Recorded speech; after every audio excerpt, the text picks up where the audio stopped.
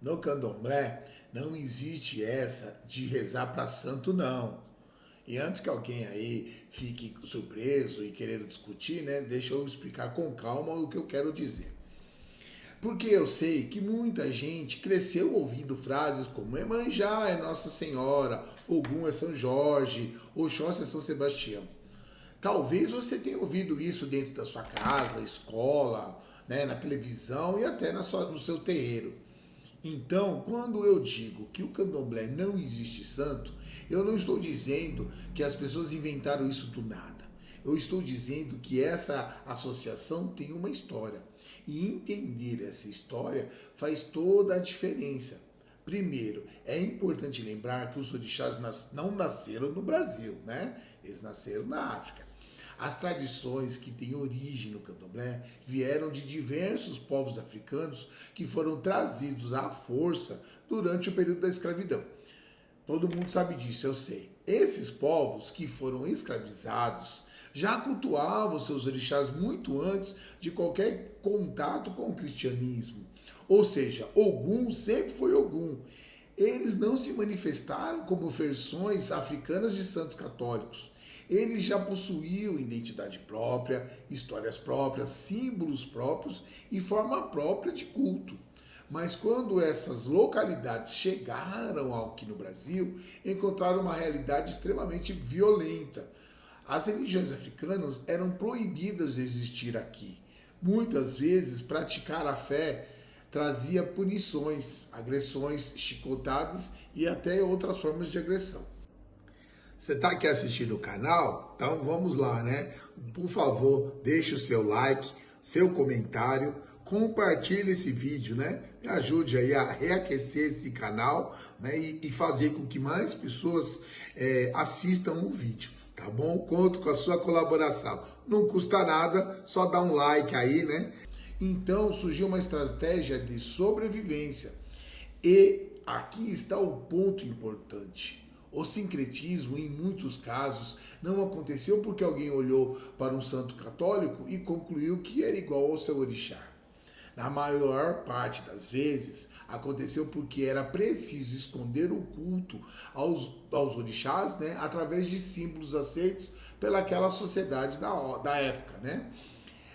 Era uma maneira de preservar uma tradição que estava sendo atacada. Por exemplo, nas senzalas foram construídos altares para as imagens dos santos católicos. E debaixo desse altar, os negros escondiam os seus ibás de orixá. Quem olhava por fora acreditava que eles estavam praticando apenas o catolicismo, mas nesse contexto, aquela imagem acabou servindo como uma referência para um determinado orixá. Era uma forma de resistência cultural e religiosa. E é justamente por isso que muita gente confunde as coisas até hoje, porque essa associação foi repetida durante anos e acabou meio que virando uma tradição. Mas é uma coisa é usar a imagem como uma estratégia histórica. Outra coisa é afirmar que duas divindades são a mesma coisa. Não são. Quando falamos de Iemanjá, estamos falando de uma divindade com características, mitos, fundamentos e significados próprios dentro das tradições africanas e afro-brasileiras. Quando falamos de Nossa Senhora, estamos falando de uma figura central da tradição cristã. São contextos religiosos completamente diferentes. O mesmo vale para Ogum e São Jorge. Muita gente faz essa associação automaticamente por causa do sincretismo. Mas Exu é Exu, Diabo é o Diabo, Ogum é Ogum, São Jorge é São Jorge. Eles pertencem a tradições diferentes, possuem histórias diferentes, representam conceitos diferentes. E isso não diminui nenhuma das duas tradições, muito pelo contrário, é uma forma de conformidade entre ambas. Porque respeito não é transformar tudo em uma mesma coisa. Respeito é compreender que cada tradição tem a sua maneira de como ela se entende. Agora, existe um detalhe importante. Quando alguém mais velho faz essas relações, nem sempre comete um erro por ignorância, não é longe disso. Muitas vezes está reproduzindo apenas uma forma de entendimento que lhe foi transmitida de geração em geração pelos seus mais velhos. uma forma de entendimento que nasceu em um contexto histórico muito específico. Então não se trata de atacar ninguém, de apontar o dedo para ninguém. Trata-se de compreender a história e perceber que hoje temos a oportunidade de olhar para ela com mais profundidade. Por isso, cada vez mais praticantes do candomblé têm escolhido destacar os orixás com seus próprios fundamentos e abandonar o sincretismo. Não porque rejeite a história, mas justamente porque conhece a história. E entender que o sincretismo foi uma resposta a um período de perseguição. Não há definição da existência da essência da religião. Afinal de contas, os orixás não são santos, os orixás são orixás.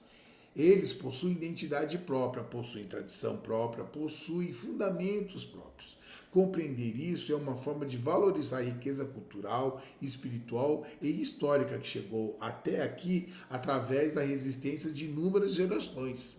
Então, na próxima vez que eu ver alguém dizer que Iemanjá é Nossa Senhora ou que Ogum é São Jorge, talvez a pergunta mais interessante seja: por que durante tanto tempo aprendemos a enxergar os orixás através dos olhos de outra religião? Porque quando fazemos essa pergunta, começamos a entender não apenas o candomblé, mas há outras religiões também. Então, fala para mim, você ainda usa o nome de algum santo católico para descrever o seu orixá? Comente aqui nos comentários.